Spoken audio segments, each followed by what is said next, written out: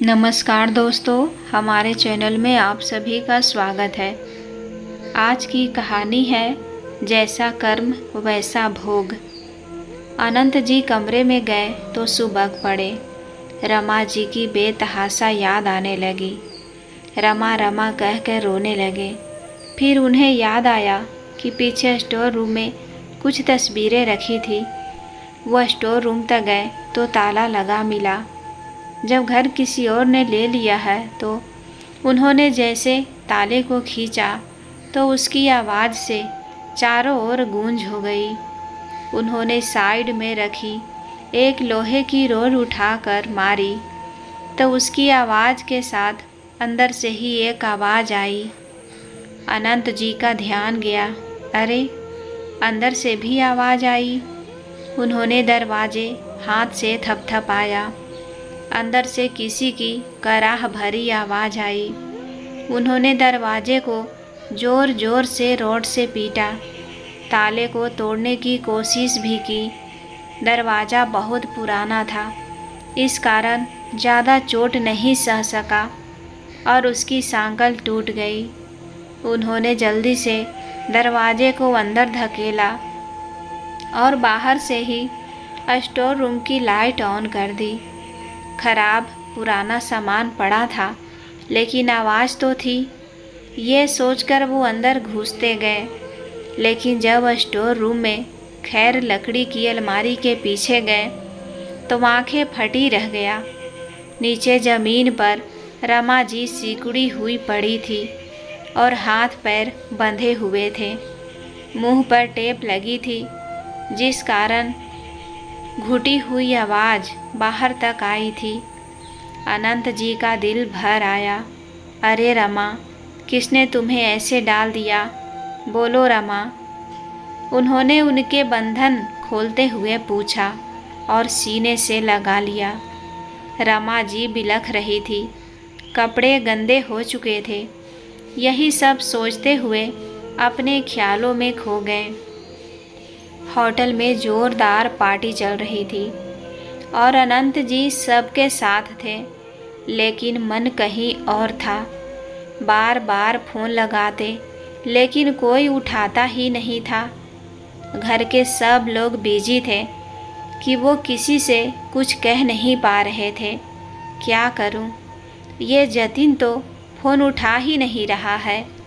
रमा को मैं छोड़ना ही नहीं चाहता था, मगर उन लोगों ने मुझे इतना फोर्स किया कि आना पड़ा।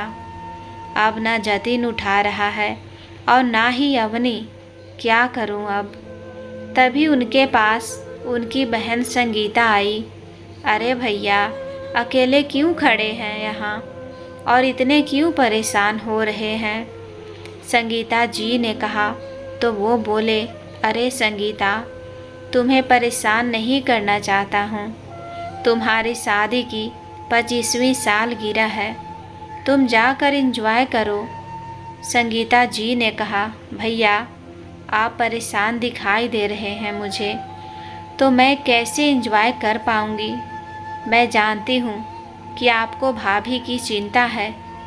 आनंद जी ने कहा, अरे संगीता, बात वो नहीं है। देखो ना तो जतिन फ़ोन उठा रहा है और ना ही अवनी ही उठा रही है। रोज़ रात को मैं रमा से बात करता हूँ, यही लोग बात करवाते हैं और अब दोनों ही फ़ोन नहीं उठा रहे। संगीता जी ने कहा, तो भैया भाभी को ही फ़ोन लगाइए ना। उन्होंने कहा, अरे संगीता, तुम्हारी भाभी इतनी कमज़ोर हो गई है कि पास पड़ा फ़ोन नहीं उठा पाती और नींद में सुनाई भी नहीं देता है उसको। स्पीकर ऑन करके बात करनी पड़ती है। मुझे जाने क्यों डर लग रहा है। संगीता जी ने कहा, भैया इस टाइम तो कोई वैसे भी फ़ोन नहीं उठाएगा, क्योंकि रात के 12:30 बजे हैं, सब सो गए होंगे। अनंत जी ने मोबाइल में समय देखा तो लंबी गहरी सांस लेकर बोले, अरे मेरा तो ध्यान ही नहीं गया कि इतनी रात हो गई है। पार्टी की चहल पहल में पता ही नहीं चला। टाइम देखने के बाद संगीता जी ने कहा, चलो अब सुबह कॉल कर लेना, खाना लग गया है, सब मिलकर खाते हैं। संगीता जी का मन भी अपने भाई की हालत से दुखी था, मगर वो दिखा नहीं रही थी और सबने मिलकर खाना खाया और रात के 1:30 बजे घर के लिए निकल गए। अनंत जी ने संगीता जी से कहा, सुनो संगीता, तुम नीरज से कहो कि कल ही मेरी बटाला की टिकट करवा दे। मुझे अब वापस जाना है। जिस काम के लिए आया था वो तो अच्छे से हो गया। संगीता जी ने कहा, ठीक है। इसके बाद सब लोग सो गए, लेकिन अनंत जी को अभी अपने बेटे जतिन पर गुस्सा आ रहा था। मैं ना आता तो ही अच्छा रहता। संगीता को तो पता भी नहीं कि रमा को लकवा मार गया है, हाथ काम नहीं कर रहा है। दरअसल वो अपनी छोटी बहन की शादी की 25वीं सालगिरह के लिए आए थे। बहुत भारी समारोह किया गया था। होटल में पार्टी थी। उनकी पत्नी बहुत बीमार चल रही थी। बीमारी का पता नहीं लग रहा था। इतने महीनों से जाने कितने डॉक्टरों से इलाज कराया था, लेकिन कोई फ़ायदा नहीं हुआ था। एक दिन संगीता जी का फ़ोन आया कि भैया बच्चे मान ही नहीं रहे हैं, शादी की सालगिरह मनाना चाहते हैं, आप 2 दिन के लिए आ जाइए। अनंत जी ने उस समय नहीं बताया कि रमा को 1 दिन पहले ही लकवा मार गया है, नहीं तो संगीता सब छोड़कर भाभी को देखने दौड़ी चली आती, जो 1 हफ्ते पहले भी आकर गई थी। अनंत जी फंक्शन के कारण कुछ नहीं बोले। वो जानते थे कि संगीता के पति अलग मिजाज के हैं। उन्हें लगेगा कि उनका कार्यक्रम खराब किया जा रहा है। वो आना तो नहीं चाहते थे, मगर बहू और बेटे ने कहा, पापा ये मौका भी फिर तो नहीं आएगा, अच्छा होगा कि आप चले जाएं। बुआ जी को अच्छा लगेगा और मम्मी को 3 दिन हम देख लेंगे। दिल्ली से बटाला दूर ही कितना है। रमा जी ने भी कहा, मैं ठीक हूँ, आप चले जाइए। संगीता की खुशी भी तो मायने रखती है। ना चाहते हुए भी वो अपनी बहन के घर दिल्ली आ चुके थे। इतने मेहमानों के शोर में भी वो अकेले और उदास थे। उन्हें घर लौटने की जल्दी थी। अगले दिन उठते ही उन्होंने घर पर फिर से कॉल लगाया, लेकिन किसी ने फ़ोन नहीं उठाया। अब तो अनंत जी को और भी डर लगने लगा। अवनी और जतिन दोनों में से कोई फ़ोन उठा ही नहीं रहा था। उन्होंने जल्दी से अपने पड़ोस में रहने वाले शर्मा जी को फ़ोन किया और बताया कि उनके घर और कोई उनका फ़ोन ही नहीं उठा रहा है। ज़रा देखकर बताइए कि क्या हुआ है। वो उनके घर गए तो बाहर खड़े होकर ही उन्होंने कहा, अरे अनंत जी, यहाँ तो ताला लगा है। अनंत जी घबरा गए कि ऐसा क्या हो गया कि घर में ताला लगा हुआ है। कल दिन में तो बात हुई थी, तब जति ने कहा था कि कुछ देर बाद बात करेगा। उसके बाद मैं भी बिजी हो गया और जब रात को फ़ोन किया तो किसी ने उठाया ही नहीं। ताला लगा होने का मतलब तो यही है कि कहीं गए हैं, मगर कहाँ, मुझे क्यों नहीं बताया। शर्मा जी ने कहा, अनंत साहब आप आ जाइए, फिर बात करते हैं और घबराइए मत, सब ठीक होगा। अनंत जी ने अपनी बहन को कुछ नहीं बताया और घर दोपहर को ट्रेन से चले गए। घर पहुंचकर ताला देखकर सोचने लगे कि अभी तक भी नहीं आए, कहीं रमा को कुछ नहीं, वो ठीक होगी। उन्होंने ऐसा सोचकर अपनी बहू के मायके उसके पिता को फ़ोन मिलाया तो उन्होंने कहा, हमें तो कुछ पता ही नहीं समधी जी। भगवान करे कोई चिंता वाली बात ना हो। आधे घंटे में उसी शहर में रहने वाले अवनी के माता पिता भी वहीं आ गए। सब लोग घबराए और चिंता में थे। किसी का कुछ पता ही नहीं चल रहा था। शाम होने को आई तो अनंत जी रो पड़े। मुझे जाना ही नहीं चाहिए था। मैंने तो जाने से मना किया था, मगर दोनों ने मुझे जिद करके भेजा। अब लग रहा है कि कुछ गड़बड़ है। सब लोग मिलकर पुलिस स्टेशन चले गए और कंप्लेंट लिखवा दी। अनंत जी को उनके समधी जी अपने घर ले गए। रात के बाद सुबह होते ही अनंत जी ने फिर से अपने घर आकर देखा तो ताला खुला था। वो खुशी से दौड़ते हुए अंदर गए, लेकिन अंदर तो 3 अनजान आदमी खड़े हुए थे और पूछने लगे, आप कौन हैं? अनंत जी ने कहा, तुम मुझे बताओ कि कौन हो? मैं तो अपने घर में खड़ा हूँ। यह कहकर अनंत जी कमरे में झांकने लगे, लेकिन हैरानी की बात थी कि कमरे खाली थे। पूरा घर खाली था।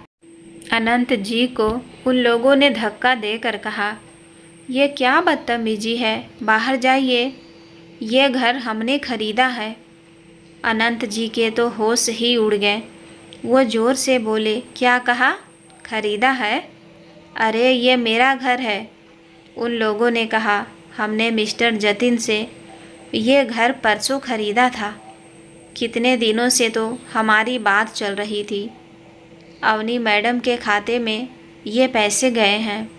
अब तो अनंत जी धम से गिर गए और बाहर से उनके समधी जी आए और उनको उठाने लगे। वहाँ खड़े तीनों आदमियों ने कहा, आप उनके कौन हैं? तब अनंत जी ने बताया कि ये घर उन्होंने 1 महीने पहले जतिन के नाम किया था, क्योंकि घर पर उसे लोन चाहिए था। जतिन उनका बेटा है। लोन की बात सुनकर वो लोग सख्ते में आ गए और कहने लगे कि ये तो हमारे साथ धोखा हुआ है, पूरे 1 करोड़ दिए हैं इसके। उन्होंने तुरंत जाकर जतिन और अवनी के खिलाफ रिपोर्ट लिखवा दी, लेकिन अनंत जी को तो अपनी पत्नी की फिक्र थी। उनके समधी जी ने कहा, भाई साहब, ये तो बहुत गलत किया है जतिन ने, और बहन जी को भी जाने कहाँ ले गए। आपके बारे में भी नहीं सोचा। अनंत जी ने कहा, इस गलती में अवनी मेरी बहू भी शामिल है। आपने सुना नहीं क्या कि पैसे अवनी के खाते में गए हैं? तो समधी जी ने कहा, अरे भाई साहब, जतिन पर लोन था, इसलिए अवनी के खाते में डाले होंगे। आप तो समझदार हैं। तो अनंत जी कुछ सोचने लगे। उनकी आंखों से आंसू बह रहे थे। उनके समधी हरबिंदर जी बोले, अनंत जी, इतना सोचेंगे तो तबीयत खराब हो जाएगी। चलिए घर चलते हैं और सबका पता लग जाएगा, फिक्र मत कीजिए। अनंत जी ने उठते हुए कहा, क्या पता लग जाएगा समधी जी? मेरी पत्नी को साथ ले गए और जाने क्या किया होगा। वो तो खुद उठ भी नहीं सकती थी, एक हाथ में लकवा था। समधी जी हैरानी से बोले, ओह, ये कब हुआ? अनंत जी ने उन्हें हैरानी से देखकर बोले, क्यों, अवनी ने आपको बताया नहीं था? हरविंदर जी बोले, मैं सच कह रहा हूँ, ये बात तो मुझे पता ही नहीं, बल्कि अवनी से तो 1 हफ्ते से बात नहीं हुई थी। मैं भी व्यस्त था, क्योंकि मुझे बेटे के पास कनाडा जाना था। उसकी तैयारी में जुटा हुआ था। मेरी तो 3 दिन बाद ही फ्लाइट है। अनंत जी हैरान थे और बेहद दुखी होकर वहाँ से चल दिए। उन्हें हरविंदर जी अपने घर ले गए। सोफे पर बैठे अनंत जी सोचने लगे। उन्हें याद आने लगा कि बार बार उन्हें इशारे भी मिल रहे थे, मगर वो ही कुछ समझे नहीं थे। जब भी कुछ गलत होने वाला होता है तो किस्मत भगवान इशारा करते हैं। समय से पहले समाज जय तो अनहोनी को टाला जा सकता है, लेकिन अनंत जी का मन डर रहा था। उन्होंने याद आने लगा कि कैसे जतिन के जन्म पर खुशियां मनाई गई थी, और वही आज अपने बाप के साथ इतना बड़ा धोखा करके भाग गया। अनंत जी अपने माँ बाप के इकलौते बेटे थे। उनकी एक बहन भी थी जो दिल्ली ब्याह दी गई थी। अनंत जी ने ठान लिया था कि वो अपनी बहन की शादी के बाद ही शादी करेंगे, क्योंकि माता पिता बेहद बीमार रहते थे। अनंत जी एक प्राइवेट कंपनी में मैनेजर हुआ करते थे, और अब आकर उन्हें अपनी टांगों के दर्द के कारण जॉब छोड़नी पड़ी थी। उनके पिता ने उनकी शादी बड़ी ही मिन्नतों से की थी, क्योंकि बहन की शादी के कारण उम्र निकल रही थी। जैसे ही बहन को शादी पक्की हुई तो अनंत जी के लिए भी लड़की देखे जाने लगी। उनके पिता ने कहा था, एक बेटी जाए और एक आ जाए, मेरी तो यही इच्छा है। हुआ भी ऐसा ही था। बहन की शादी के 3 महीने बाद ही अनंत जी की शादी तय कर दी गई। रमा जी बहुत सुघड़ और घरेलू महिला थी। सास ससुर की सेवा से मन मोह लिया था, और आते ही घर को वैसे संभाला कि जैसे जाने कब से यहीं रहती हो। अनंत जी के पिता तो फूले ना समाते थे। उनकी माता जी ने रमा जी को बहुत लाड़ किया, लेकिन संतान में देरी होने के कारण सब परेशान भी थे। अनंत जी के पास प्रॉपर्टी की कोई कमी नहीं थी। गांव की खेती की ज़मीनें और शहर का हवेली जैसा घर मिलाकर वो अपने क्षेत्र में काफ़ी नामी गिरामी हुआ करते थे। 700 गज का फार्म हाउस जैसा घर होना कोई आम बात नहीं होती, बल्कि घर के पिछले हिस्से में ही रमा जी अपना किचन गार्डनिंग का शौक पूरा किया करती। सास के साथ मिलकर मौसम के अनुसार सब्जियां उगाती। शादी के पूरे 8 साल बाद रमा जी पर भगवान की कृपा हुई और वो कंसीव कर गई। इससे पहले कितने ही डॉक्टर और वैद्य को दिखाया गया था, मगर कहते हैं ना कि किस्मत से ज़्यादा और समय से पहले किसी को कुछ नहीं मिलता। जब जतिन हुआ तो संगीता जी के पास एक भी बेटा था, और वो 7 साल का हो चुका था। संगीता जी भर भर कर उपहार लाई थी। इतना बड़ा धूमधाम से कार्यक्रम हुआ, लेकिन उनके पति शामिल ही नहीं हुए। अनंत जी ने उन्हें मनाने की बहुत कोशिश की, मगर उन्होंने साफ कह दिया, अनंत, मुझे जोरू के मायके में पड़े रहना पसंद नहीं। मर्जी होगी तो आ जाऊंगा। इस मिजाज के पति के साथ संगीता जी बहुत मुश्किल से निर्वाह कर रही थी। जतिन को इतने लाड़ प्यार से बड़ा किया गया। हर सुख सुविधा, हर ख्वाहिश का ख्याल रखा गया। दादी दादा तो जतिन पर न्यौछावर जाते थे। रमा जी जरा सा ही कुछ कहती तो कहते, रमा, हमारे पोते को कुछ मत कहो, यही मालिक है सबका, ये तो हमारा युवराज है। जतिन समय के साथ बड़ा हुआ और अनंत जी ने उसे अच्छे से पढ़ाकर किसी काबिल बनाने की बहुत कोशिशें की, मगर उसका पढ़ने में मन ही नहीं था। साधारण तौर और ग्रेजुएशन किया और घर बैठकर खाने लगा। यूँ तो खाने खर्चे की कोई तंगी नहीं थी, क्योंकि खेती से इतना सब आता था कि अनंत जी की तनख्वाह में बस मौज की जाती थी। लेकिन जतिन खर्चे वाला था और आए दिन उनसे पैसे मांगता रहता था। समय के साथ माता पिता बूढ़े होकर भगवान को प्यारे हो गए। जतिन ने एक छोटा सा बिजनेस शुरू किया तो अनंत जी और रमा जी ने सोचा, यही मौका है, इसकी शादी कर देते हैं, वरना ये जिम्मेदारी कभी समझ नहीं पाएगा। उन्होंने शादी की बात चलाई तो शादी के नाम से जतिन भी खुश हो गया। यही तो चाहिए था उसके माता पिता को। लड़की का नाम अवनी था और वो उसे पसंद भी थी। दोनों की शादी कर दी गई। जतिन ने घूमने के लिए स्विट्ज़रलैंड की टिकट करवाई क्योंकि अवनी वहीं जाना चाहती थी। अनंत जी ने कहा, जतिन, तुम्हारा बिजनेस तो छोटा सा है और उससे आमदनी भी अच्छी नहीं हो रही है, तो वैसे में अपनी चादर देखकर पैर पसारो। अगर इतने बड़े बड़े खर्चे करेंगे तो भविष्य में दिक्कतें आएंगी।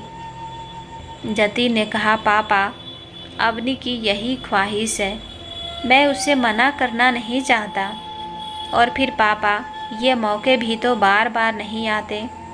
आपके ज़माने में तो लोग वैष्णो देवी जाते थे, मगर आजकल ऐसा नहीं है। आजकल लोग विदेश घूमने जाते हैं। अनंत जी के पास कुछ कहने को ही न बचा था। रमा जी के इशारे पर वो चुप हो गए। दोनों चले गए तो रमा जी ने कहा, अरे, ज़माना बदल रहा है, बच्चों की इच्छाओं का भी मान रखना पड़ता है। अगर नहीं रखेंगे तो कल को यही बच्चे हमें नहीं समझेंगे। अनंत जी खामोशी से उनकी बातें सुनते रहे। एक हफ्ते में दोनों घूम कर आ चुके थे और गृहस्थ जीवन शुरू हो चुका था, लेकिन अवनी घर का कोई काम करने को तैयार नहीं थी। वो कहती, पापा जी, हम इतनी बड़ी हवेली जैसे घर में रहते हैं, तो एक दो नौकर तो रख ही सकते हैं। अनंत जी ने कहा, बेटा, साफ सफाई के लिए नौकर तो है ना। अवनी ने कहा, पापा जी, मेरा मतलब है कि खाना बनाने और कपड़े धोने को भी होना चाहिए, एक नौकर जो ये सारे काम कर दे। अब देखिए लोग क्या कहेंगे कि इतने बड़े घर में रहने वाली बहू कपड़े धोती है और खाना बनाती है। मेरे मायके में तो सब सोचते हैं मेरे बड़े ठाठ होंगे। अनंत जी ने कहा, चलो, एक नौकर कल से आ जाएगा। अब तो खुश। अवनी की इस मांग को भी उन्होंने पूरा कर दिया था, क्योंकि जब तक वो कमाते थे जतिन का बिजनेस डूब रहा था। जो पैसा लगाया वो भी नुकसान के खाते में चला गया। अनंत जी ने कहा, बेटा, मैंने तुम्हें पहले ही कहा था कि पहले बिजनेस को बारीकियां सीखो। बिजनेस आसान बात नहीं होती। कितना बड़ा घाटा हो गया। जतिन ने कहा, पापा, किस बात का घाटा? मैं अकेले इस घर और जायदाद का वारिस हूँ। एक किराएदार भी रखेंगे तो किराए से ही बढ़िया खर्चा निकल आएगा। अनंत जी इसके लिए राजी ना हुए। उन्होंने कहा, बेटा, ये पुश्तैनी हवेली है, इसमें हर किसी को आने की परमिशन नहीं है। जति ने अवनी से कहा, वैसे पापा सही कह रहे हैं। अगर इस हवेली को हम शूटिंग के लिए देने लगें तो बढ़िया रहेगा। पंजाबी फिल्मों में तो ऐसी लोकेशन की बहुत मांग है। इससे अच्छा खासा पैसा मिलेगा जो किराएदार भी नहीं दे सकता। जतिन के दिमाग में ये बात बैठ गई और उसने अपने पापा को इसके लिए मनाना शुरू कर दिया। अनंत जी बिल्कुल राजी नहीं थे, लेकिन रमा जी ने कहा, देखिए जी, अगर बच्चे चाहते हैं तो क्या हर्ज है, कमाई ही तो होगी और आसपास के लोग बहुत मानने भी लगेंगे। अनंत जी रमा जी से इतना प्रेम करते थे कि उनकी बात को टाल ना पाए और हवेली को शूटिंग के लिए देने के लिए हामी भर दी। अवनी ने खूब हाथ पैर मारे और जाने कैसे करके एक शूटिंग का कॉन्ट्रैक्ट मिल गया।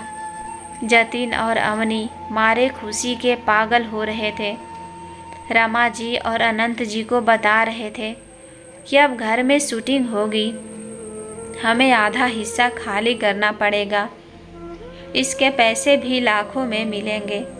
अनंत जी तो बच्चों की खुशी में खुश हो गए।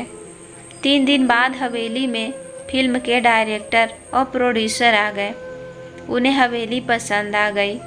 1 हफ्ते बाद से शूटिंग करना तय हो गया। दिन भर हवेली में लाइट कमरा एक्शन गूंजता रहा।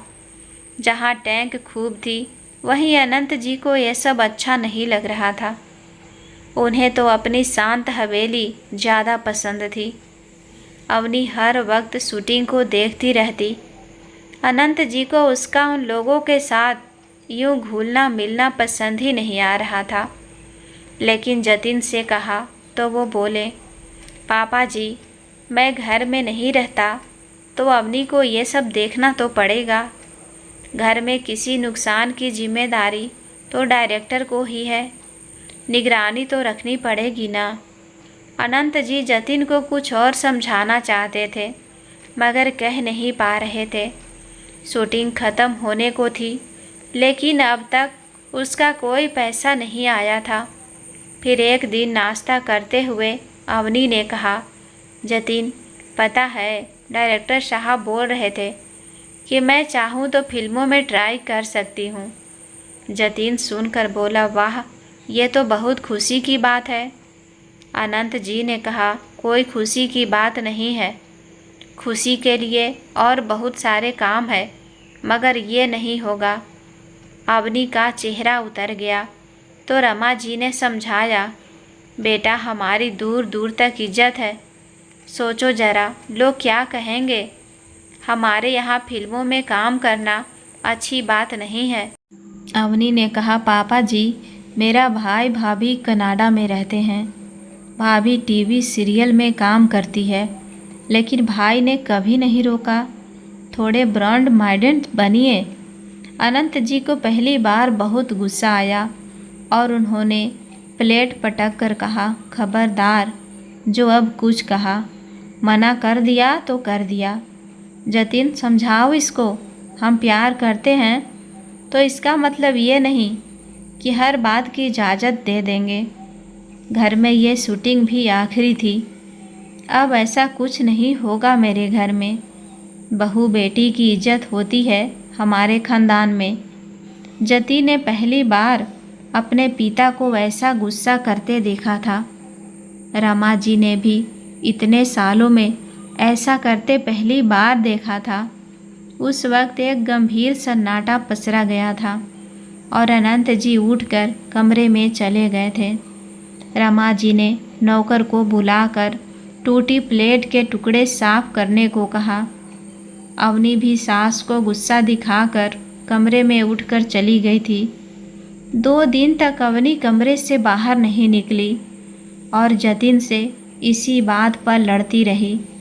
उसकी आवाज़ें रोज़ बाहर आती जिन्हें अनंत जी अनदेखा करते और रमा जी को भी चुप रहने को कहते।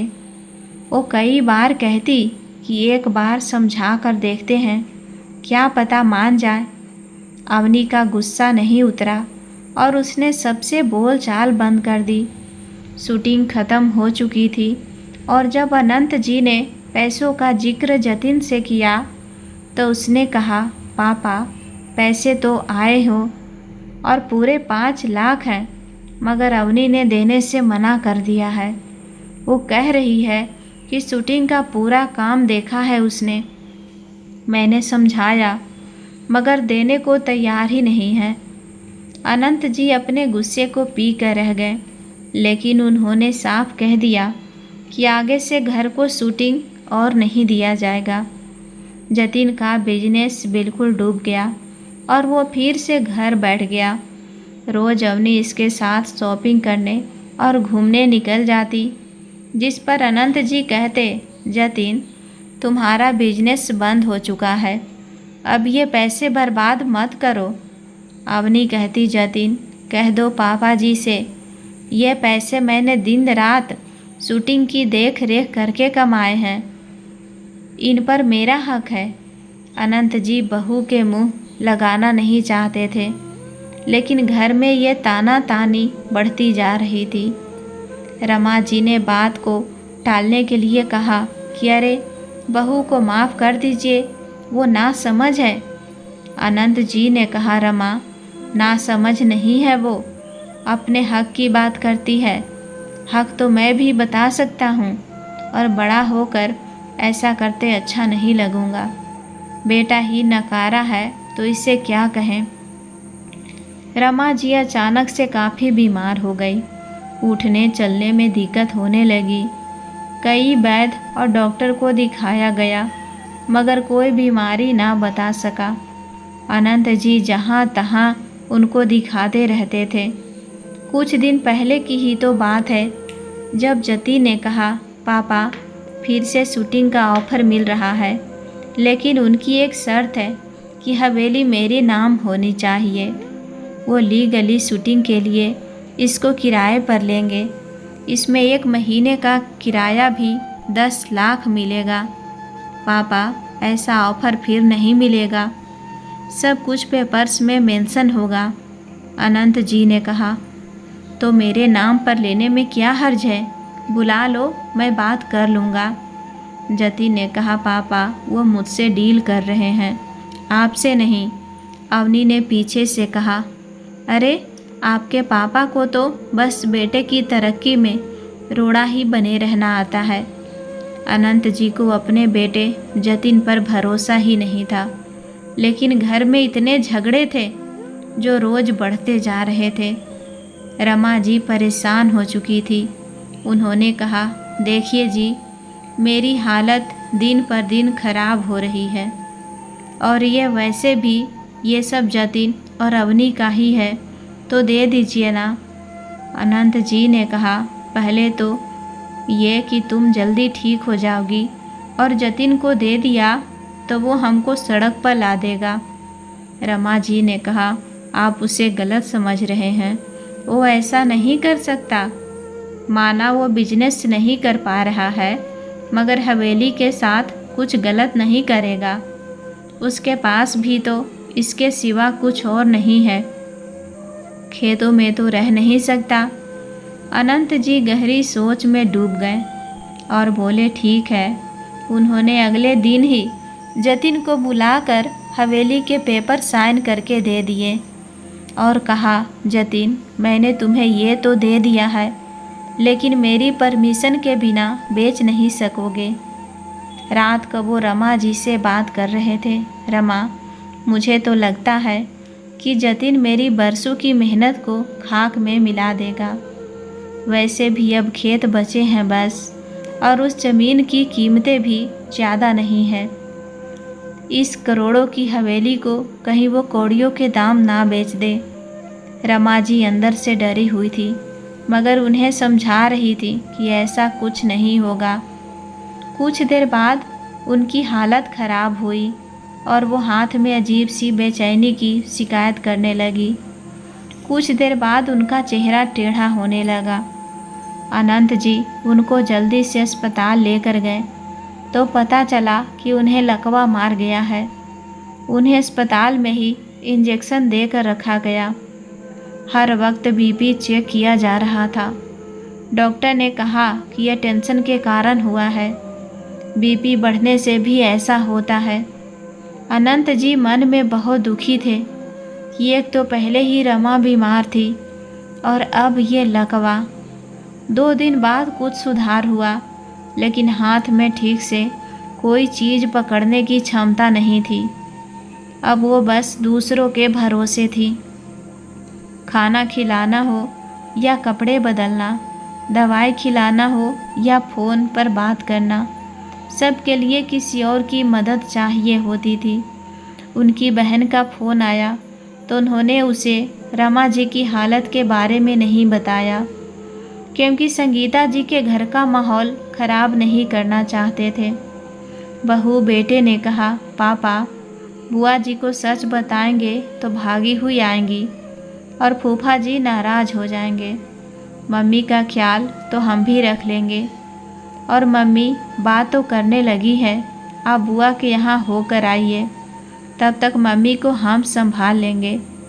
अनंत जी चाह कर भी बहन को ना बता पाए। आखिर संगीता जी शादी की 25वीं सालगिरह थी और झूठी मुस्कुराहट लेकर पहुंच गए थे, और अब जो हो रहा था वो भी उनको खबर करके अनंत जी ने नहीं बताया था, वरना उनकी बहन अपने को ही कोसती। अनंत जी सोफे पर बैठे ख्यालों में डूबे थे कि तभी उन्हें कुछ आवाज़ आई, अरे तुम लोग हाईवे पर मुझे मिल जाना। हाँ वो यही है। मैं भी क्या करता, उनका फ़ोन खुद ही मेरे पास आया था, फिर मुझे उन्हें घर लेकर आना पड़ा। अनंत जी के कान ये सुनकर खड़े हो गए। ये किससे बातें कर रहे हैं? ऐसा लग रहा है जैसे कि ये बातें मेरे बारे में हैं। मुझे ही तो घर लेकर आए हैं। उनकी चप्पलों की आहट से हरविंदर जी कमरे से बाहर आ गए और उन्हें देखकर बोले, अरे मेरे बेटे का फ़ोन था कनाडा से, पूछ रहा था आपके बारे में। बुरा मत मानिएगा, ये आजकल की जनरेशन ऐसी ही है। अनंत जी ने इस बात के बारे में सोचना तभी छोड़ दिया और उन्हें अपने घर की याद आने लगी। उन्होंने कहा, हरविंदर जी मैं ज़रा टहल कर आता हूँ।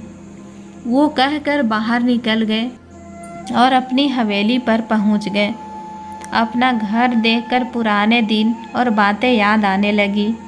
उनकी एक बार इच्छा हुई कि अंदर से अपने घर को देखा जाए। किसी तरह से गेट के ऊपर से चढ़कर वो अंदर पहुंच गए। इस काम में उन्हें बहुत मुश्किल हुई।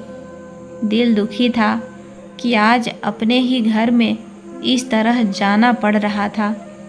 वो अंदर गए और लाइट ऑन कर दी। अंदर जाने वाला दरवाज़ा बंद था तो वो खिड़की के पास गए जो कि खुली हुई थी। अनंत जी का अपना घर था जिसमें उनका भी बचपन बीता था और वो बिना दरवाज़ा खोले अंदर जाने का रास्ता भी जानते थे। वो अंदर पहुंच गए। बहते आंसुओं के साथ अपने घर के हर कमरे को देखने लगे। काफ़ी सारा सामान था ही नहीं, शायद बेचकर जा चुके थे। वो कमरे में गए तो सुबह पड़े। रमा जी की बेतहाशा याद आने लगी। रमा रमा कहकर रोने लगे। फिर उन्हें याद आया कि पीछे स्टोर रूम में कुछ तस्वीरें रखी थी जिनमें उनकी शादी की तस्वीर भी थी। वो स्टोर रूम तक गए तो ताला लगा मिला। उन्होंने सोचा कि इसमें ताला क्यों लगाया होगा जब घर किसी और ने ले लिया है। उन्होंने जैसे तैसे ताले को खींचा तो उसकी आवाज़ से चारों ओर गूंज हो गई।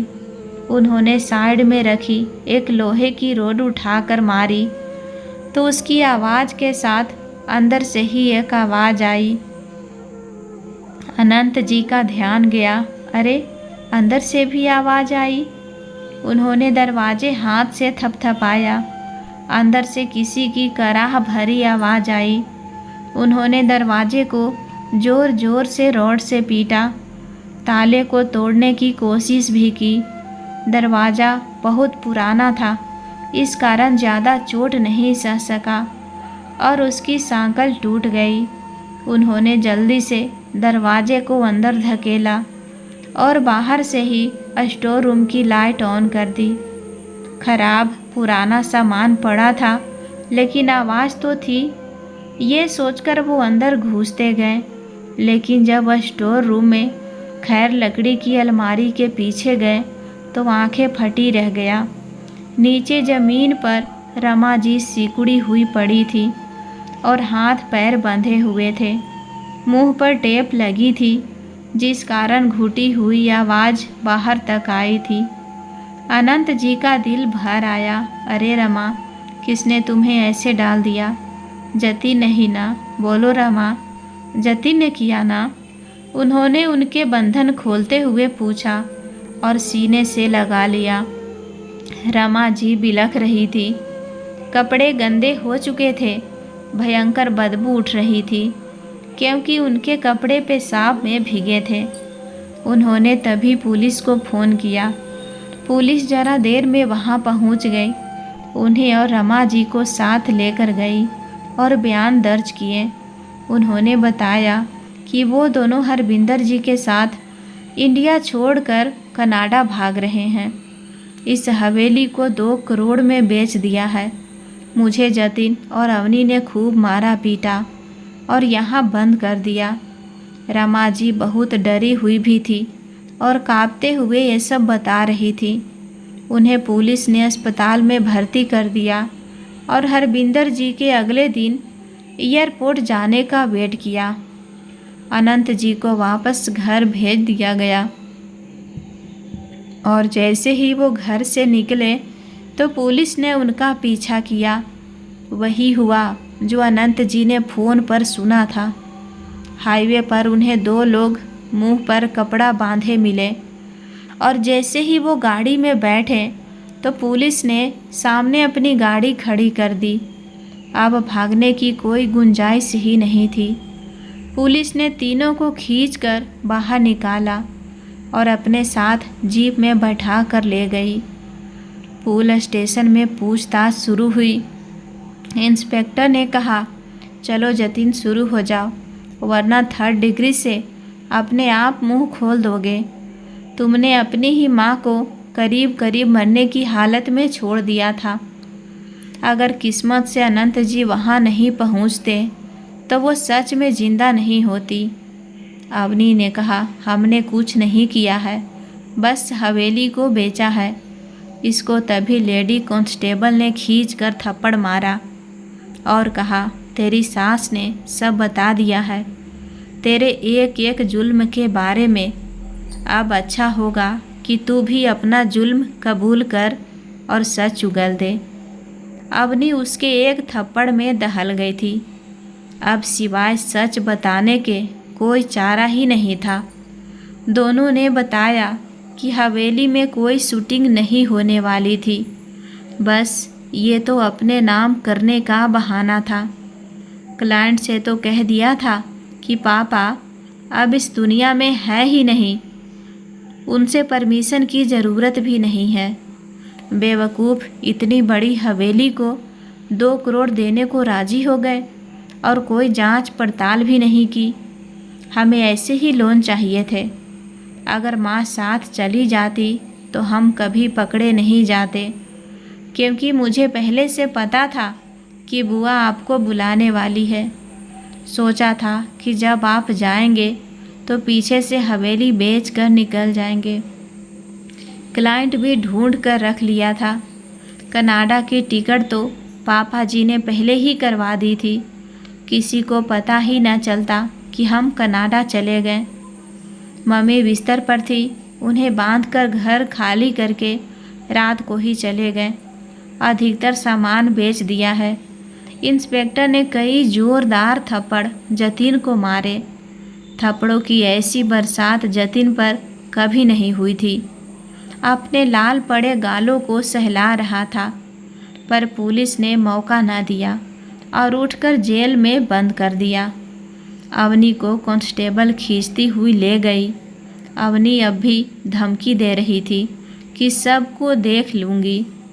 उसके पिता माथे और हाथ रखे बैठे थे। अनंत जी ने उनसे कहा, हरविंदर जी, अगर आपका बेटा आपके साथ ऐसा करता और उसकी मदद मैं करता, तब आप क्या करते मेरे साथ? हरविंदर जी ने कहा, अनंत जी, मैंने तो कभी अवनी का साथ देने का सोचा ही नहीं, लेकिन इस लड़की ने कहा, मेरी माँ होती तो अच्छा होता। बेगैरत बाप हैं आप जो इकलौती बेटी का साथ नहीं दे सकते, लेकिन रमा जी के साथ ऐसा करेंगे ये तो मैंने भी नहीं सोचा था। इन्होंने तो कहा था कि इनको आश्रम में छोड़ आए हैं। मुझे शर्म आ रही है अपनी बेटी पर, और अपनी नज़रों में इसका साथ देकर मैं गिर चुका हूँ। मुझे माफ़ कर दीजिए। इसके बाद केस दाखिल हुआ और जतिन और अवनी को जुर्माना लगा। वो 2 लाख रुपए उनको वापस करने पड़े। हवेली वापस अनंत जी को मिल चुकी थी। वो दोनों तो जेल गए ही, साथ ही हरविंदर जी को भी उनके साथ देने के आरोप में जेल हुई। अनंत जी भगवान को बारंबार धन्यवाद देते रहे कि किस्मत ने उन्होंने अपनी पत्नी को बचा लिया। दोस्तों, उम्मीद करती हूँ आपको कहानी पसंद आई होगी। कहानी पसंद आए तो वीडियो को लाइक करें। चैनल पर पहली बार आए हैं तो सब्सक्राइब करके बेल आइकन घंटी ज़रूर दबा लें। कहानी को पूरा देखने और सुनने के लिए दिल से धन्यवाद।